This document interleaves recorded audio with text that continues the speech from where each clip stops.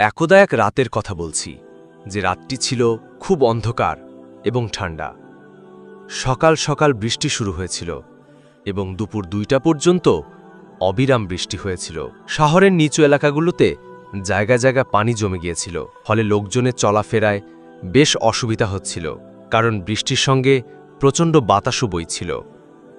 তাই প্রায় অর্ধেক শহরের বিদ্যুৎ বন্ধ হয়ে গিয়েছিল।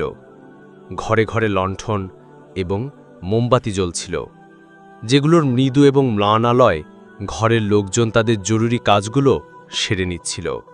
সেই রাতে একটি মহল্লার একটি ছোট্ট বাড়ির ভেতরে রাশিদ দরজার কাছে চেয়ারে বসে কোনো এক চিন্তায় ডুবেছিল।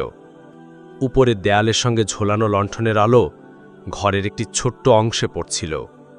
রাশিদ নবম শ্রেণী ছাত্র ছিল এবং তার মায়ের সঙ্গে থাকত। তার মা মহল্লার লোকজনের কাপড় সেলাই করে ঘরের খরচ চালাতেন। রাশিদের বাবা তখন মারা গিয়েছিলেন যখন রাশিদের বয়স ছিল 7 বছর এবং সে 2য় শ্রেণীতে পড়ত। রাত 9টা বেজে গিয়েছিল। তার মা সাধারণত রাত 10টার পর ঘুমিয়ে পড়তেন, কিন্তু সেই রাতে তার শরীর কিছুটা অসুস্থ ছিল, তাই প্রায় 8টার সময় ঘুমিয়ে পড়েছিলেন। যদি ঘরে বিদ্যুতের আলো থাকত তাহলে রাশিদ তার অভ্যাস অনুযায়ী কোনো না কোনো বই পড়ত এবং বই পড়তে পড়তে ঘুমিয়ে পড়ত। কিন্তু এখানে আলো না থাকার কারণে কিছু পড়া তার জন্য কঠিন ছিল, এবং যেহেতু তার ঘুমও আসছিল না, তাই চেয়ারে বসে বসে বইয়ের কথা বা বন্ধুদের সম্পর্কে ভাবছিল। ভাবতে ভাবতে হঠাৎ তার একটি ঘটনা মনে পড়ে গেল, যা বহু বছর আগে তার মা তাকে বলেছিলেন। মা তাকে বলেছিলেন যে অনেক আগে শীতল এবং ঝড়ো রাতে আজকের মতোই বিদ্যুৎ বন্ধ হয়ে গিয়েছিল। ঘরে কোনো লণ্ঠনও ছিল না যে তা জ্বালিয়ে রুটি ইত্যাদি তৈরি করতে পারতেন। অন্ধকার খুব বেশি ছিল, হাতে হাত দেখা যাচ্ছিল না। তুমি তখন তোমার খালার বাড়িতে গিয়েছিলে। ঘরে খাওয়ার জন্য একটুখানি শুকনো রুটির টুকরোও ছিল না। এমন অবস্থায় আমার খাওয়ার চেয়েও তোমার জন্য চিন্তা আমাকে বেশি পীড়িত করছিল, যে কোথায় আমাকে না পেয়ে তুমি কাঁদছ না তো। একবার আমি বাড়ির বাইরে যাওয়ার চেষ্টাও করেছিলাম, নিজে তোমার খালার বাড়িতে গিয়ে তোমাকে দেখে আসি বা সঙ্গে করে নিয়ে আসি, কিন্তু যেই পা দরজার বাইরে রাখলাম আমার পা হাঁটু পর্যন্ত পানির ভেতর চলে গেল। এই অবস্থায় বাইরে যাওয়া আমার পক্ষে সম্ভবই ছিল না। আমি উদ্বিগ্ন হয়ে বসেছিলাম। তখন দরজায় কড়া নাড়া শব্দ হলো। আমি সেদিকে গেলাম। তখন একটি আওয়াজ এলো, বোন, আপনার কোনো সমস্যা হচ্ছে না তো? কোনো কাজ থাকলে বলুন, আমি হাজির আছি। আমি খুবই উদ্বিগ্ন ছিলাম, তাই তাকে বলে দিলাম যে আমার ছেলে তার খালার বাড়িতে, না জানি কি অবস্থায় আছে, তার জন্য খুব চিন্তা হচ্ছে। সেই অপরিচিত ব্যক্তি আমার বোনের ঠিকানা জিজ্ঞেস করলেন এবং চলে গেলেন। আমি তার মুখ দেখতে পাইনি। তার হাতে লণ্ঠন ছিল বটে, কিন্তু তার আলো শুধু মাটিতে পড়ছিল। সেই অপরিচিত ব্যক্তি চলে গেলেন। আধ ঘণ্টা পরে দরজায় আবার কড়া নাড়া শব্দ হল। দরজায় গেলাম। তখন সেই একই আওয়াজ আবার এলো, বোন, আপনার ছেলে আপনার বোনের বাড়িতে গভীর ঘুমে ঘুমাচ্ছে। আপনি তার জন্য একদম চিন্তা করবেন না। মনে হচ্ছে আপনি খাওয়ার কোনো ব্যবস্থা করতে পারেননি, তাই আমি কিছু খাওয়ার জন্য নিয়ে এসেছি। আর এই লণ্ঠনটা আপনার কাছে রাখুন, আমি সহজেই চলে যাব। এই বলে তিনি লণ্ঠনটি দরজায় রেখে দিলেন এবং তার সঙ্গে একটি রুমালে মোড়ানো কিছু জিনিসও। এবারও আমি তার মুখ দেখতে পাইনি এবং জিজ্ঞেসও করতে পারিনি যে, ভাই, আপনি কে, কোথায় থাকেন, আপনার লণ্ঠন কোথায় ফেরত দেব? এই ঘটনাটি রাশিদের মা তাকে একদিন বলেছিলেন। না জানি কিভাবে সেই রাতে তার মনে পড়ে গেল। দরজার কাছে লণ্ঠন জ্বলছিল এবং মেঘ জোরে গর্জন করছিল। বিদ্যুৎ চমকালে ঘরের সামনের দেওয়াল এক মুহূর্তের জন্য আলোকিত হয়ে উঠত। রাশিদ ভাবল, নিশ্চয়ই সেই রাতেও এমনই ঝড়ো রাত ছিল, এবং যেভাবে আমি জেগে আছি সেই রাতেও মা এভাবেই জেগেছিলেন। আজ রাতেও কি দরজায় কড়া নাড়ার শব্দ হবে? সে ভাবল, না, এখন আর এমন হবে না, কারণ মা তো ক্ষুধার্ত হয়ে ঘুমাননি, আর আমিও ক্ষুধার্ত হয়ে জেগে নেই। আমাদের কোনো চিন্তাও নেই। সে নিজের প্রশ্নের নিজেই উত্তর দিয়ে দিল। ঠিক তখনই তার দৃষ্টি উপরে উঠল এবং আরেকটি প্রশ্ন তার মনে উকি দিতে শুরু করল। এটা কি সেই লণ্ঠন যা সেই রাতে অপরিচিত ব্যক্তি মাকে দিয়েছিলেন? হতে পারে এটাই। কারণ মা এটির খুব যত্ন নেন। বিদ্যুৎ চলে গেলেও মোমবাতি জ্বালিয়ে কাজ চালিয়ে নেন। এই লণ্ঠন সাধারণত জ্বালান না, তাহলে আজ কেন জ্বালালেন? রাশিদ নিজেকে প্রশ্ন করল। হয়তো এর কারণ এই যে এই রাতটিও সেই রাতের মতোই ঝড়ো, এবং মা ভেবেছেন যে হয়তো সেই অপরিচিত ব্যক্তি তার লণ্ঠন নিতে আসতে পারেন। রাত ধীরে ধীরে কাটছিল এবং রাশিদের মনে উঠে আসা অনেক প্রশ্ন তাকে উদ্বিগ্ন করছিল। এমন অবস্থায় সে চেয়ার থেকে উঠে ঘরে পায়চারি করতে লাগল। সে ভাবছিল যে এই লণ্ঠন কি শুধু শুধু জ্বলছে না, হয়তো যেমন সে রাতে আমার মা আমার জন্য উদ্বিগ্ন ছিলেন এবং ক্ষুধার্ত বসেছিলেন, আমার মহল্লায়ও কোথাও এমন কোনো ঘর আছে যেখানে কেউ প্রয়োজনের মধ্যে উদ্বিগ্ন হয়ে আছে এবং এই মুহূর্তে তার প্রয়োজন পূরণের কোনো সম্ভাবনাও নেই। অনেকক্ষণ পায়চারির পর সে কিছু ভেবে মায়ের কাছে গেল। তার ধারণা ছিল যে মা গভীর ঘুমে ঘুমাচ্ছেন, কিন্তু তখন তাকে অবাক করে দিয়ে সে দেখল যে মায়ের চোখ খোলা এবং তিনি তাকে দেখছেন। কি ব্যাপার রাশিদ বেটা, এখনো ঘুমাওনি?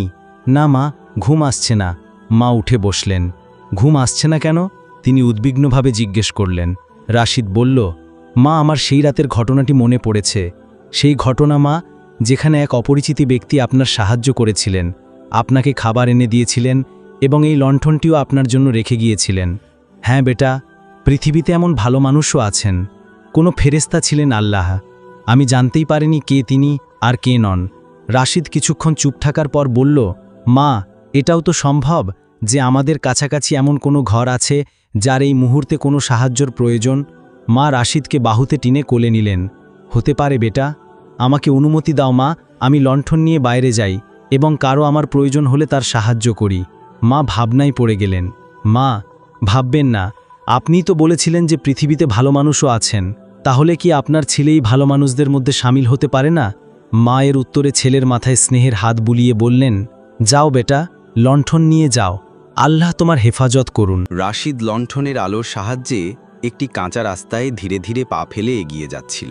ততক্ষণে যেখানে যেখানে সে গিয়েছিল প্রায় সব ঘরে আলো দেখেছিল। ঘরের ভেতর থেকে আসা আওয়াজও শুনেছিল।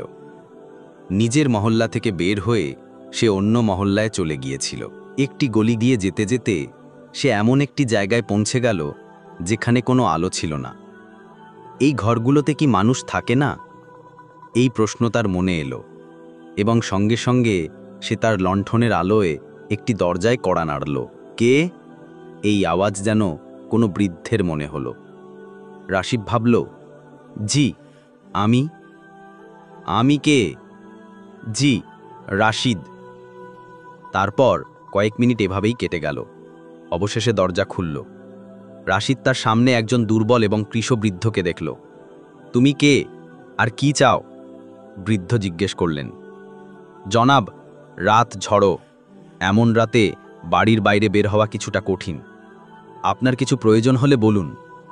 এই মুহূর্তে বৃদ্ধ ঝুঁকে রাশিদকে দেখলেন, কিছুক্ষণ থামলেন এবং বললেন, যদি তাই হয় তবে আমার জন্য বাজার থেকে কিছু খাবার নিয়ে এসো।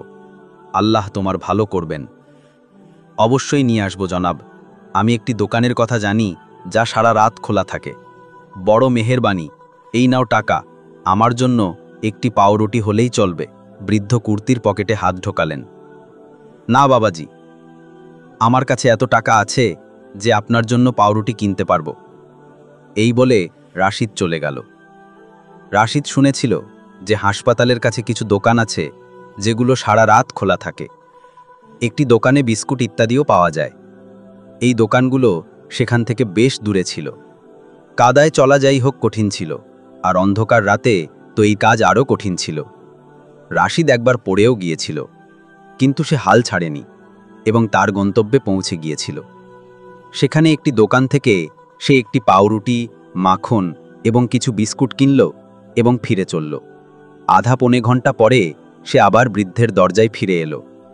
নিন বাবাজি। ধন্যবাদ আমার ছেলে, আল্লাহ তোমার ভালো করুন। রাশিদ বৃদ্ধকে তার ঘরে নিয়ে গেলেন। রাশিদকে খাটে বসালেন এবং নিজে খাওয়া শুরু করলেন। পেট ভরে গেলে তিনি বললেন, বেটা, এটা একটা অদ্ভুত ব্যাপার মনে হচ্ছে। কি ব্যাপার বাবাজি? বেটা, আজ থেকে অনেক বছর আগে আমিও এমনই এক ঝড়ো রাতে একজন মহিলার জন্য খাবারের ব্যবস্থা করেছিলাম। তাই শুনে রাশিদ অবাক হয়ে গেল এবং কথা শেষ না করেই উঠে দাঁড়ালো। বাবাজি, আর কোনো খিদমত নেই? বেটা, অনেক ধন্যবাদ। রাশিদ দরজা দিয়ে বের হতে যাচ্ছিল। এই বেটা, লণ্ঠনটা তো নিয়ে যাও। বৃদ্ধ রাশিদকে লণ্ঠন ছাড়া যেতে দেখে বললেন, বাবা, এই লণ্ঠন তো আপনারই। এবং রাশিদ সব কথা বলে দিল। বৃদ্ধ লণ্ঠনটি তুলে নিলেন এবং বললেন, বেটা, আমি বুড়ো হয়ে গেছি, অসুস্থও থাকি। আমার এটার আর প্রয়োজন নেই। এই লণ্ঠন তোমার মতো তরুণদের জন্য। হ্যাঁ, যদি সম্ভব হয় তবে এই আলোর প্রতীকটি একে অপরের হাতে হস্তান্তর করতে থাকো। তাই এই গল্প থেকে আমরা এই শিক্ষা পাই যে ভালোবাসা এবং সাহায্যের উদ্দীপনা সময় এবং পরিস্থিতির উপর নির্ভর করে না। যেমন বহু বছর আগে এক অপরিচিত ব্যক্তি একজন মহিলার সাহায্য করেছিলেন, সেই উদ্দীপনাকেই রাশিদ এগিয়ে নিয়ে গেছে। এই শিক্ষা দেয় যে আমরা যদি হৃদয় থেকে কারো সাহায্য করি তবে সেই ভালো কাজ কখনো বৃথা যায় না, বরং কোনো না কোনো আকারে ফিরে আসে। লণ্ঠন শুধু আলো নয়, বরং মানবতা, সহানুভূতি এবং ত্যাগের প্রতীক, যা প্রজন্ম থেকে প্রজন্মে হস্তান্তরিত হওয়া উচিত।